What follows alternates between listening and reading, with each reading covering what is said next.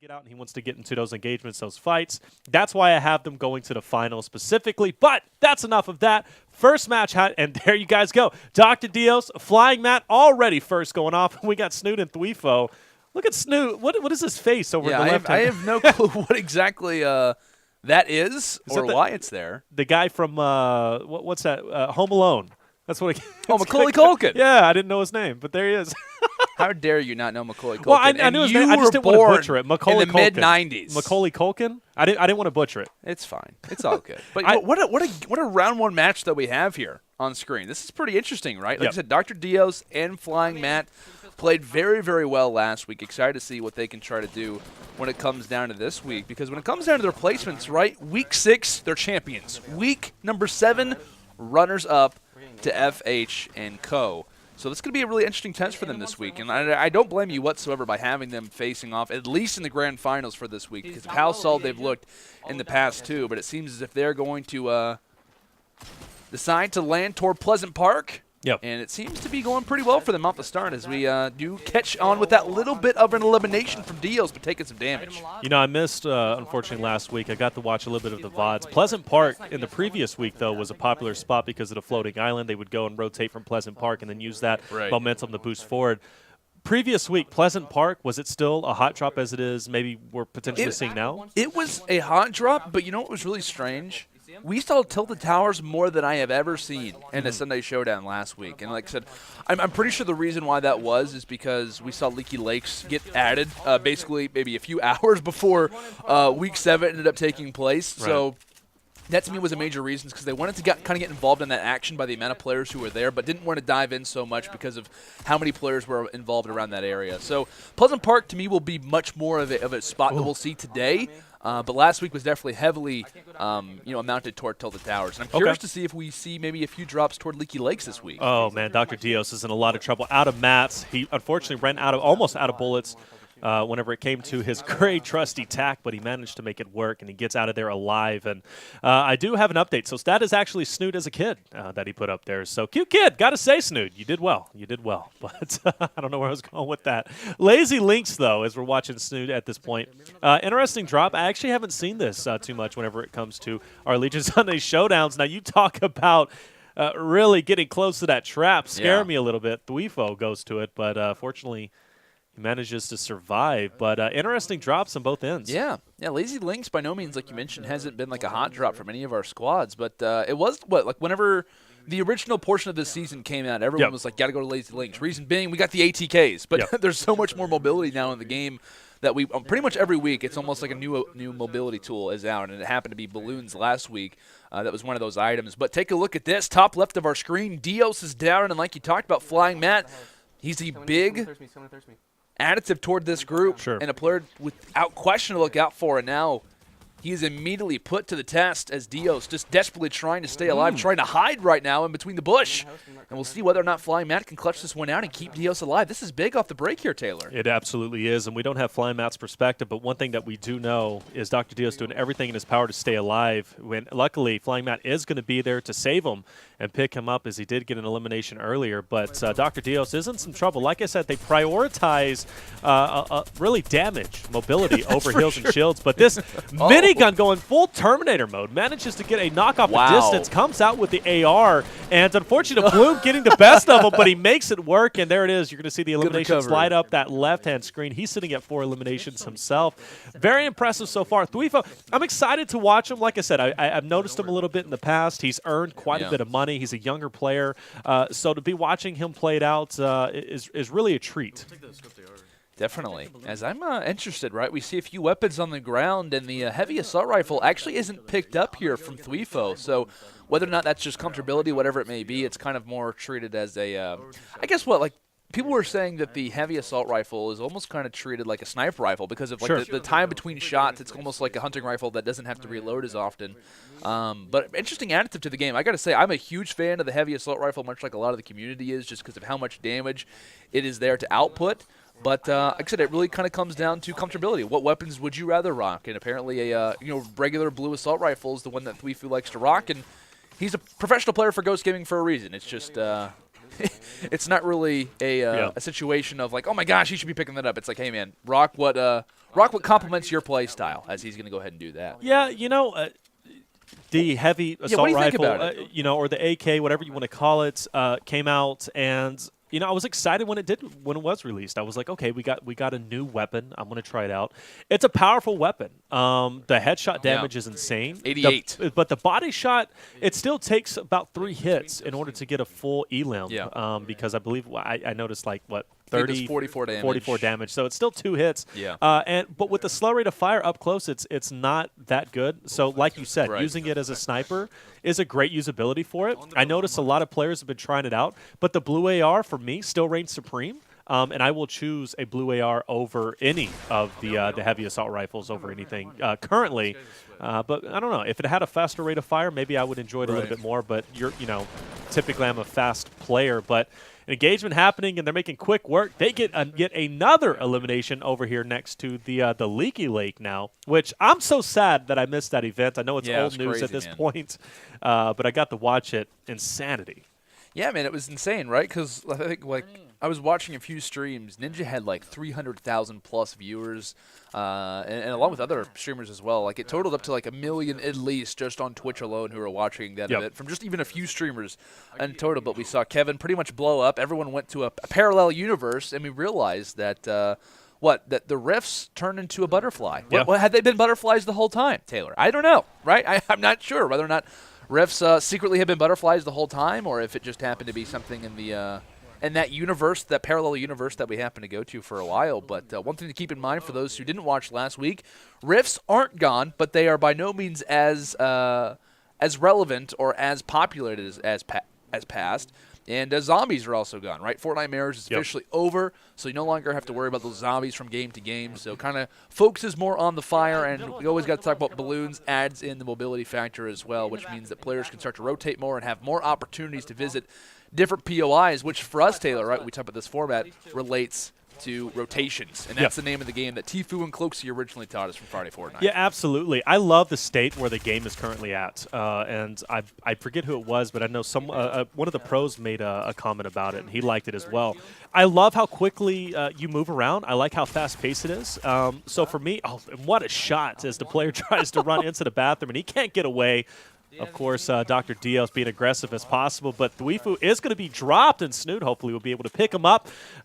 As we're going to now hop on board Snood's perspective, he's currently going to be in an engagement himself. He dips down. He's going for the res. Unfortunately, the full elim happens, Landon, and this player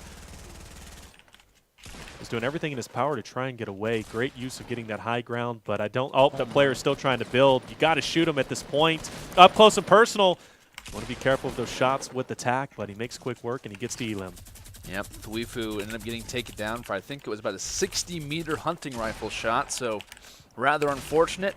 Builds could not come down fast enough. And speaking of builds, that's what manages to save Snood in that situation. Keeping in mind, take a look toward the top right of our screen. That blue arrow isn't a teammate, right? Because Thwifo's gone. That actually happens to be DrDios and co., who have joined alongside the fight, and they're going to go ahead and steal away that elimination to save his life. And the loot.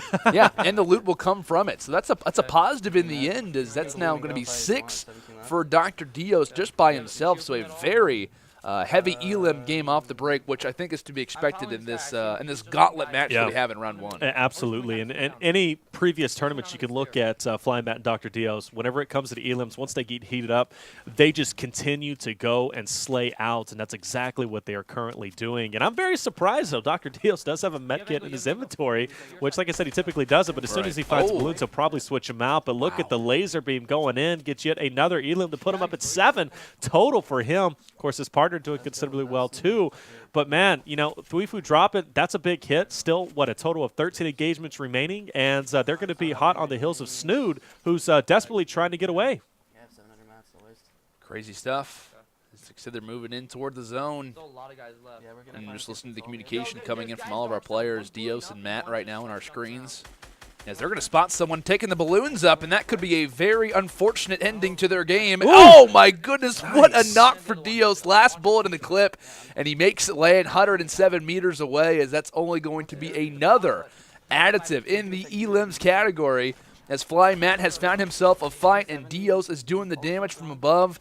This duo, man, is a Beautiful scary shots, one yeah. to face off against as they are continuing to show their dominance, especially, Taylor, in 2v1 situations like this. Absolutely. And like I mentioned previously, if you're just joining us, I had the chance to interview DrDios a little bit earlier.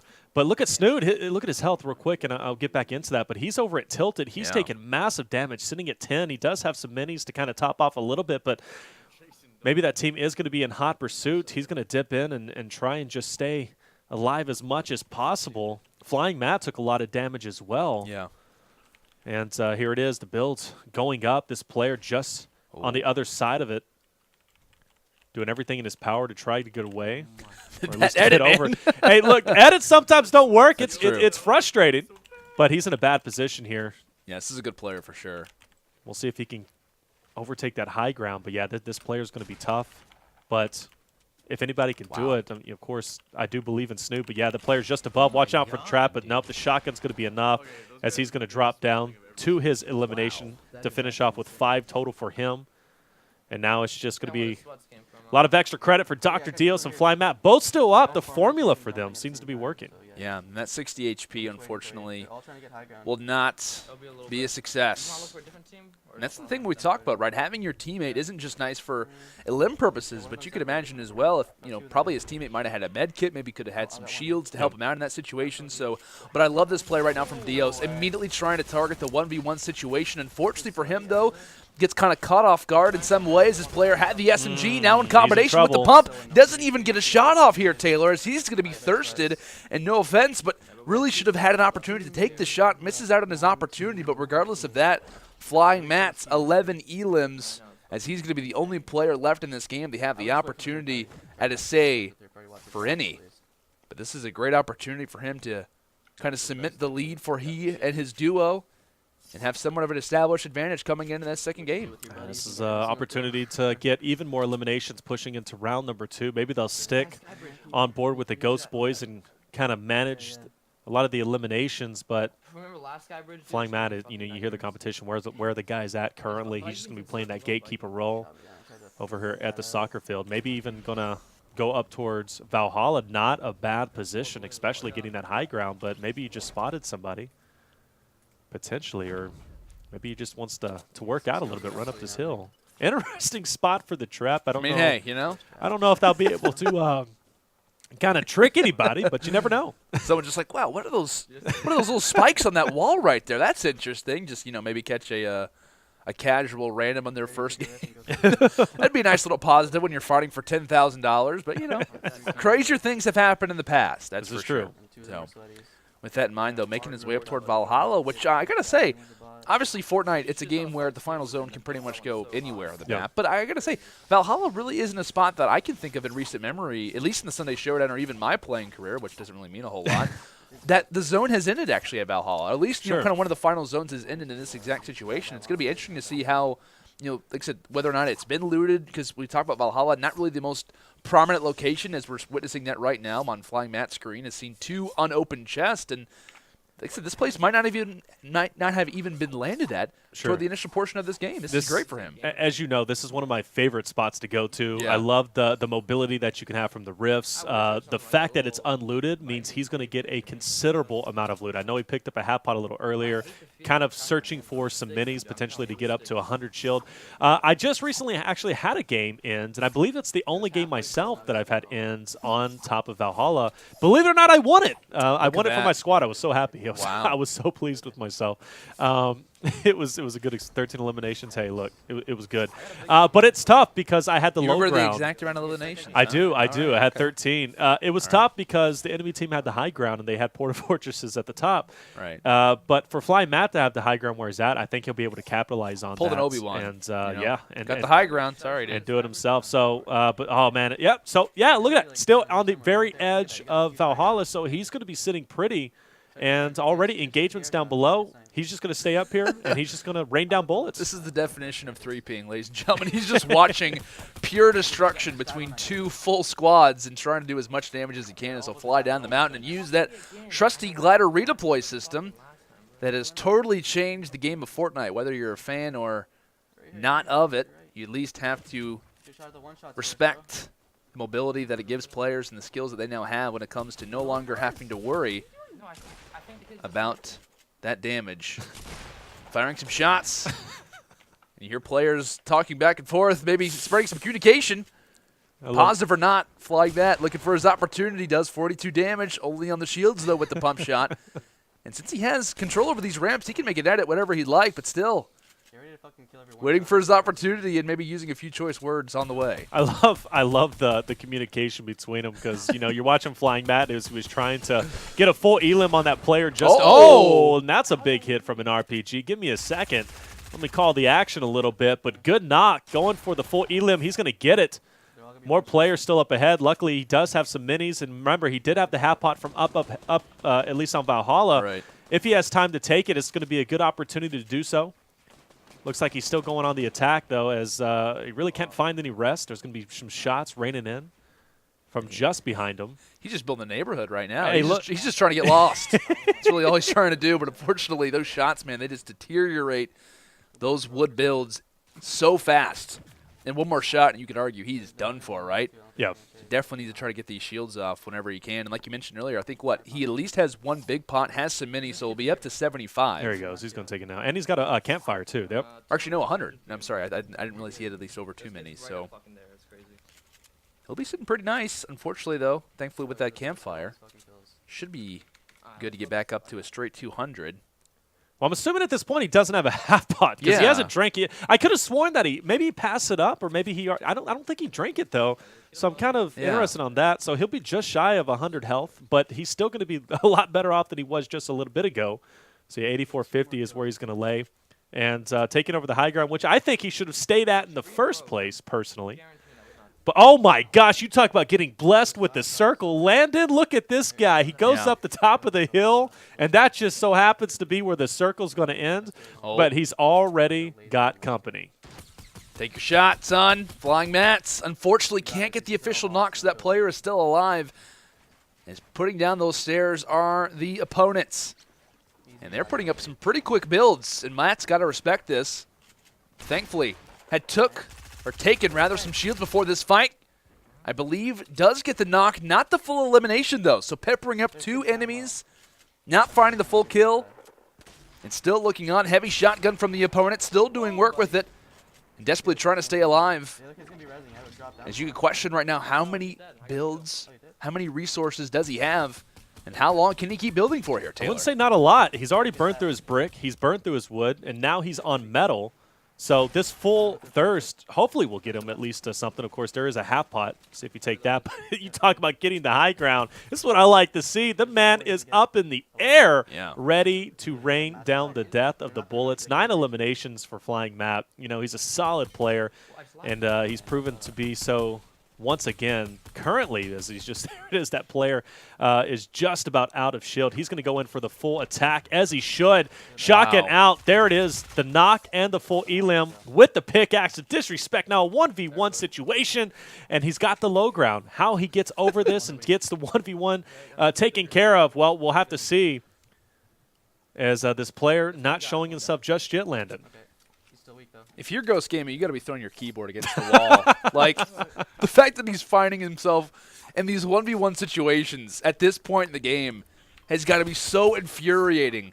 Thinking that if we would have stayed alive just a little bit longer and would have had these players to face off against, my word. I know it was 16-9, I believe, in favor of FlyingMat and Dios before this fight had really started to be initialized. So, keeping that in mind, I like the tool he actually uses. He puts the heavy sniper, takes the shot, takes the wall down, and then decides to put up his zone to make sure that he has that surface advantage. Great stuff. Nice little strat coming in from FlyingMat, and takes the wall again. This kill is his. Easy. Oh. And unfortunately, the player actually uses the rift to go, so now it's a matter of a chase. I don't get it. He uses the rift to go and just goes straight down, and now we're back in the same situation we were. Oh, no. This is FlyingMat's world. It definitely is at this point. I 100% agree with that. Storm moving in. This player doing everything in his power to survive, but honestly, it should be easy for FlyingMat to get the full elim at this point. Got to watch out for the Storm. You hear him, though, getting a little bit surprised. From come on, Dio. It's going to call out to me, buddy. Getting too focused. This player is probably going to be eliminated in just a few There you seconds. go. And there it is. FlyingMat finishes with a total of 10 eliminations. 11 and 9 for DrDios. That's a 20 elim game. You talk about dominating. That's exactly what they did. And, man, I got to tell you, Ghost Boys are in a lot of trouble. I believe in them to make this comeback, but now if I'm DrDios and FlyingMat, I'm sticking with them. Oh, yeah. That was a great performance from Dios and FlyingMat. And unfortunately for Dios, right, he ends up kind of going down in an uncharacteristic way, finds himself behind 4 players, decides to go and take on 1 and really can't find it. Yep. But regardless, though, we do see Matt come through and really start to shine, right? Finds 11 of those 20 elims, and now they possess a 20-9 advantage heading into that game number 2. Now, I want to ask you, Taylor, right? Yep. When we've seen this public match type of format, elimination-based format, having an advantage like that, 11 kills for Dios and Flying, I guess for Ghost Gaming in this situation, is this a call where you're saying, okay, we need to split? Is this a call where you're saying, hey, we need to go to Tilted?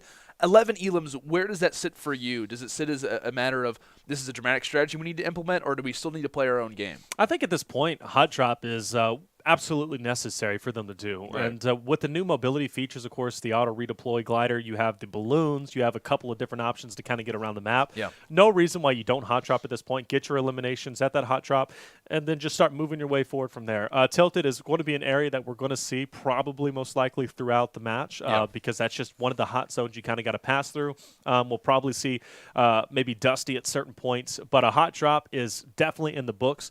But DrDios FlyingMat, they love their hot drops as well. True. And one thing that I do know about them, just as the Rise boys, they don't like to change up their strategy. They're going to just keep hot dropping as much as they possibly can. Or maybe I'm thinking about Optic. I know Optic likes to do the same exact It thing. sounds familiar, though. I think Dios and Matt are pretty much kind of implementers of that same strategy. Oh, 100%. And that's going to be a very worrisome factor if you're Ghost in the situation, because it's like you're hoping that the other team plays passive while you play aggressive, and you can kind of take that advantage. But if they're not, right, if they're not doing that whatsoever, then it's going to make your strategy so much more difficult, because then you have to play even more aggressive than the opposing team, which obviously didn't work out for you very well when it came down to game number 1. But 20-9 advantage, I got to say, I got to ask the chat, right, what their thoughts are on this game. If you guys are in the chat right now, if you're on Twitter, let us know at UMG Events whether or not you think that we are going to be seeing Ghost, Snood, and Thwifo make the comeback or not. Obviously, they're professional Fortnite players for a reason. They can do this. It's a matter of will they and how the drops are going to work out. Of course, we'll hop into Game 2 as soon as the players are ready to go. But I got to ask you for your prediction, Taylor, right? Dios and Matt, they look super solid in Game 1. I know you're not a big fan of doing predictions, but I'm going to ask you anyway. In Round 1, do you think they pull it off? Do you think they can close it out? Easy, yeah. I think easily, there's huh? Look here. I love Ghost Organization. I truly do. I feel the same way. I really do. But, I mean, come on. 20-9, there's no reason why they don't take this. They've been performing considerably well.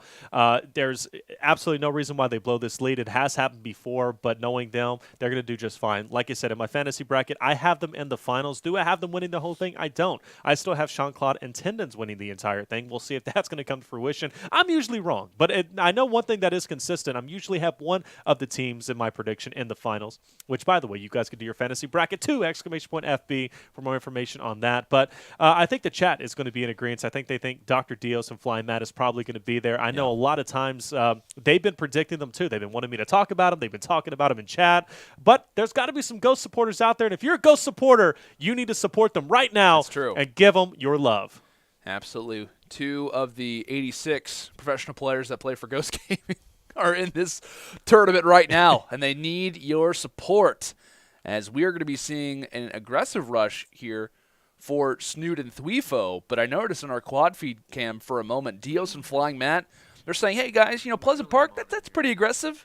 We're going to go toward Tilted Towers, by the way, despite us having an 11 elimination lead. So this is going to be a big moment. And actually, as we load in here toward Pleasant Park on the camera with Snood, we also noticed a nice little football stadium that we got going on. Replaces the soccer field. Now we got the football field. And not going to lie, man, pretty excited. The Browns won. The new skins are out, and I bought one. I know you were happy the Browns won.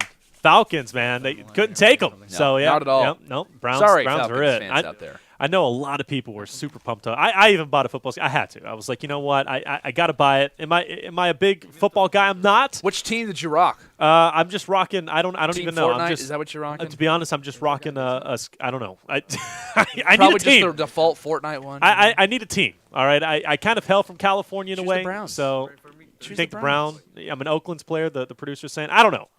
We'll have to see. But I'm definitely pumped up how they're transforming things. Oh my gosh! Talk about a blitz from the referee. That's not how this works. That's not how this works. You should be blowing the whistle, not trying to make the calls, not trying to make the charge. Because Snood will absolutely take you down every single time. And look at that nice little 6-shooter that he finds as well. I got to say, I'm a huge fan of using the 6-shooter. Are you really? Is it like, let's say this, it's not the most ideal weapon in the world by any means, but I have yelled high noon on occasion when rocking it. So. Okay. I can see you doing something like that. I need to play with you more often just to hear you say high noon. I mean, hey, if you want to get some dubs, you want to get some squad wins, just let me know. Slow down a little bit there, Cowboy. I don't think that's the way to go about it. I don't know. The 6-shooter's cool. I'm not saying it's the best weapon, but it is a fun weapon to use. Well, I wouldn't choose it over anything, but I will say this, though. Lately, I have been rocking the double AR strat, and I know a lot of pros have kind of been doing that. I haven't been using a submachine gun. I think the SMGs, for some reason, they don't feel as powerful as they used to. I know there was a post maybe saying that they silently I know exactly what you're talking about. I saw that as well. Yeah, and I kind of got that feeling, too. I think the only thing I'll take is like maybe a legendary compact SMG, but for the most part, I'm picking up a green AR. I'm picking up a blue AR. That's kind of my thing. Is that the reflection strategies going on? Hey, look, you do it at your own risk. Taylor pro tips. I don't know about Coming that. at you. But I got to say, look, see the laser, man. You can't stop it. It's true. You can't stop it. You can never go away from the classic assault rifle. The what is it? The M16 base on it. Unfortunately, no mats right now for Dios. He's going to be very, very careful about his position. Trying to hit all the bushes, all the trees that he possibly can, and realize that they're in a pretty good spot. Why? Because they've survived till the towers up to this point, and they can play passive, right? They can afford to do that because they had an 11 elimination lead coming into this game. So aggressive play by no means is what they have to have. However, it doesn't mean you still can't find an elim from time to time and can't make a push from time to time, which is probably what they need to do, because it kind of scares me a little bit that we don't see any elims on the side for Dios. Granted, Matt could at this point in the game, but still, you can never play too passive when you have a lead of some sort, and we've seen that many times be showcased in Sunday Showdowns. You know, an 11 elimination lead seems like a lot, but it can fall through your fingertips very quickly, especially in the beginning when we saw Ghost and Pleasant getting so many eliminations off the rip. And if they clear out Pleasant, they could bring it down to just a matter of a few eliminations. But things are starting to heat up just a little bit. DrDios, like you said, doesn't have any eliminations. I think FlyingMat sitting at a couple himself. There's a knock, plus the Foilim's going to come through, and they're sitting pretty. Tilted at this point seems to be in their control, and I don't see them slowing down anytime soon. They're being aggressive just as they normally are. So if they keep up this momentum, no reason why they don't win this. And my question, speaking of pace, is that can they keep up the pace as far as their games are considered, as far as their tournament runs are considered, facing off and being Week 6 champions, Week 7 runner-up, and can they improve on that in Week 8? Can they become champions, the first repeating champions in Sunday Showdown history? Pretty crazy to think that after the amount of weeks that we've had that we still have not seen a repeating champion. Just absolutely blows my mind.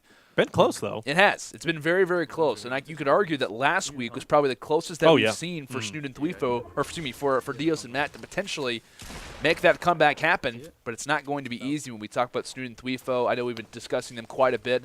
These guys, they finished, I think, top 6 actually at TwitchCon, which is an incredible achievement. Probably won a ton of cash off of that, and are desperately trying to make their name known again. Yeah, I mean, ton of cash earned there. FlyingMat, DrDios have earned, up to this tournament, $9,000 total for them. So, I mean, you talk about a lot of money being thrown around. Look at this. I mean, just not slowing down. We're going to see Thwifo, see what he's going to be up to, is using the AK to its fullest abilities. Does have to watch it. Yep, the trap down below. Player just hiding in there. Good elimination, though. So he'll go ahead and destroy that. But they are pretty exposed. Anytime you get over near this Dusty Diner area, Leaky Lake, you run into quite a few different areas you can get kind of picked off. But, yeah, you know, you throw that and already you have your high ground taken from you. You're in a big disadvantage. No way to escape. 19 plus fall damage. And there is the knock. Snood, of course, still up. And, of course, we can't see his POV at this point, so we'll just have to guesstimate what happened with him. And there it is. So Snood's going to drop off, and that's going to be it. No. Ghost Boys, hey, if you were a fan of them, unfortunately, they're going to drop early. First round, but hey, I didn't say it. DrDios, FlyingMat looking solid to go and make my fantasy bracket true. I think they're going to do pretty well, and they're going to keep moving forward.